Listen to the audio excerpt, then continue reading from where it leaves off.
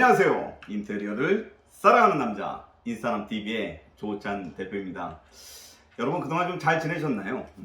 오늘은요 우리가 인테리어를 할 때 이 바닥의 면을 마감을 하는데요, 이 바닥의 면을 마감할 때 장판이 좋냐 아니면 마루를 해야 될 것이냐, 이 두 가지 가지고 여러분들 고민이나 갈등을 좀 많이 하시는데요, 바닥 마감재에 있어서의 장판 그리고 강마루 위주로 좀 설명을 드릴 건데요, 마루 이 두 가지를 두고 장점과 단점을 비교해 보도록 하겠습니다.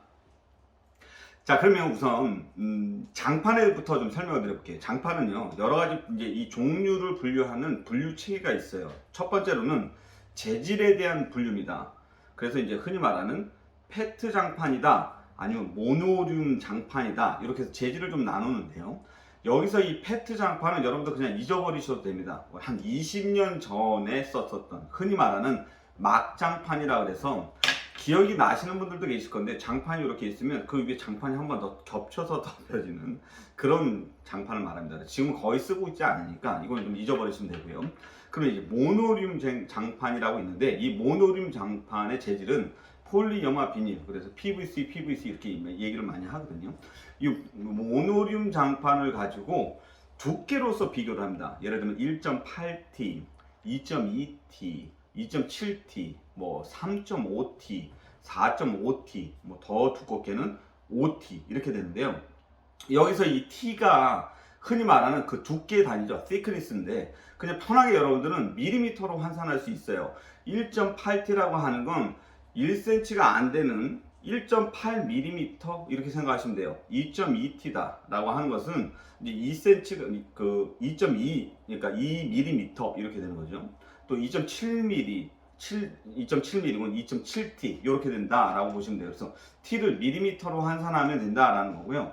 장판이 아주 두꺼운 것들이 한 뭐 5T 정도 된다라고 하는 것도 1cm가 안 되는 두께구나 라고 이제 생각을 하시면 되죠.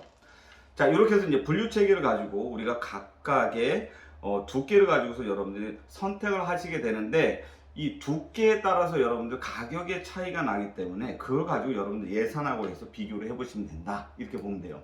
자, 그러면 이제 장판의 개괄적인 어떤 분류 체계라든가 이런 것들 좀 이해하셨으니까 우리가 이제 장판의 장점은 뭐가 있고 단점은 뭐가 있는지 좀 설명을 드려볼게요. 우선 장점부터 가시죠. 첫 번째, 뭐니 해도 장판은 가성비가 압도적이다, 이렇게 보실 수 있습니다. 특히 이제 1.8T에서 한 2.2T 정도 되는 요 두께, 그러니까 좀 얇은 편이죠. 요 친구들은 강마루를 시공을 했을 때의 기준으로 한다면 적어도 한 40%에서 50% 좀 쌉니다. 그러니까 반 가격이란 얘기예요.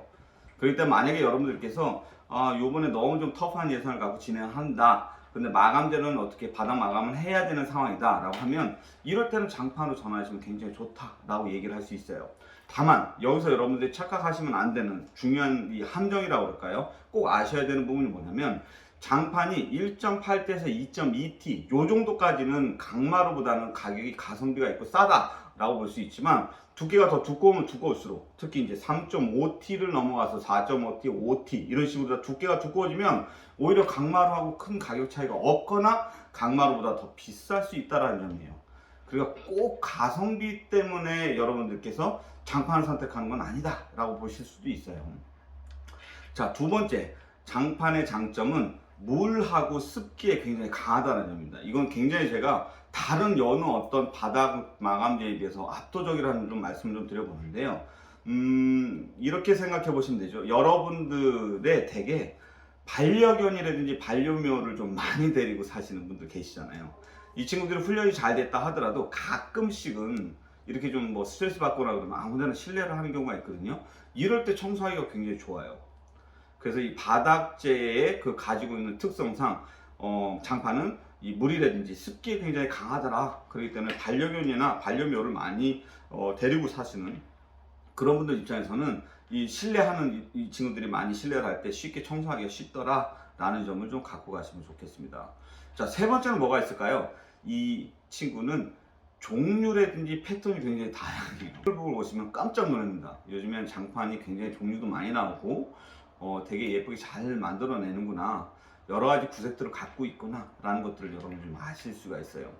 마지막으로 또 장판의 장점 끝인데요, 장판은 시공하기도 쉽고 철거하기도 좀 쉽죠. 그냥 있는 장판을 그대로 걷어내고 그리고 거기에 이제 또 있는 장판을 다시 설치를 하면 되기 때문에 아무래도 상대적으로 강마루에 비해서는 이 시공이라든지 설치 기간도 짧고 설치도 비교적 용이하더라 라는 점이에요.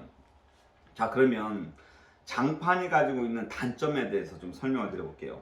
아까 우리가 제일 첫 번째 장판이 갖고 있는 장점이다 라고 말씀드렸던 게 가성비였었는데요. 그러나 이제 설명을 드렸던 대로 장판이 두께가 두꺼워지면 두꺼워질수록 아무래도 원자재가 많이 들어가는 것도 있지만 설치하시는 분들께서 좀 힘들어 하세요.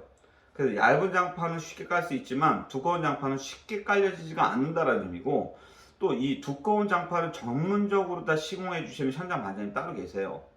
그래서 이 얇은 거에 좀 익숙하신 분이 계시고 두꺼운 거를 좀 전문적으로 하시는 분이 계시더라.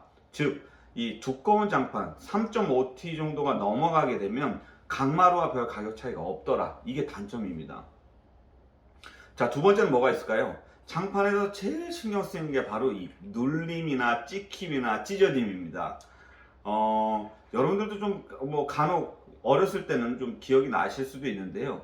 장판 위에 의자에 앉아 있게 되면 의자 다리에 의해서 장판이 길게 좀 늘어난다든지, 장판 아무래도 연성이 있으니까 그게 좀 찢어지거나 또 의자 바퀴에 의해서 얘네들이 찢기거나 뭐 이런 부분들이 좀 많다라는 점이에요. 이런 것들이 좀 약하더라, 내구성이 좀 약하더라 하는 점이 장판의 좀 단점이 될 수 있고, 또 이렇게 찍히거나 찢어졌을 때 얘네들이 부분 보수가 잘 안 된다는 점입니다. 마치 누더기처럼 그 위에다 그냥 장판 하나 잘라서 덮어놓는 거 외에는 어떤 별다른 어떤 솔루션이 없다라는 게 장판의 아주 극단적인 단점 중에 하나이다, 이렇게 볼 수 있어요. 자, 마지막으로인데요. 가끔 이 장판을 저희들이 현장을 가보면 이 장판 그 집안에 통풍이 잘 안 돼서 장판을 걷었을 때 이 안에 곰팡이가 잔뜩 들어있는 집안들이 좀 있어요. 이렇게 생각하시면 되는데, 여러분들 캠핑 가시기 전에 텐트를 치기 전에 이 땅에서 습습한 그런 기운들이나 이런 것들이 올라오지 않기 위해서 이렇게 우리가 비닐을 하나 깔고서는 텐트를 설치하는 경우도 있잖아요. 장판도 마찬가지입니다. 우리의 그 바닥의 난방의 기본적인 설계는 온돌로 되어 있죠. 그러니까 엑셀을 통해서 온수가 들어가고 이 온수가 서큘레이션 되면서 따뜻해지고 데펴지는 건데, 이 장판이 그 온수를 덮어놓고 나면 아무래도 어떤 습기나 물기가 기화되는 것들을 좀 막아주는 상황이 벌어지죠.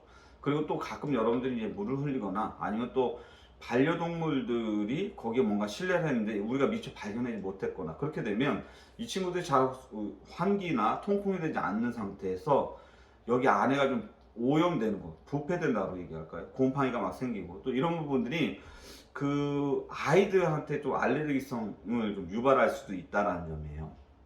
그래서 물론 장판에 여러 가지 장점들도 있지만 이런 단점들도 있다라는 점을 여러분들이 일단은 이해하고 가시는 게 좋겠습니다.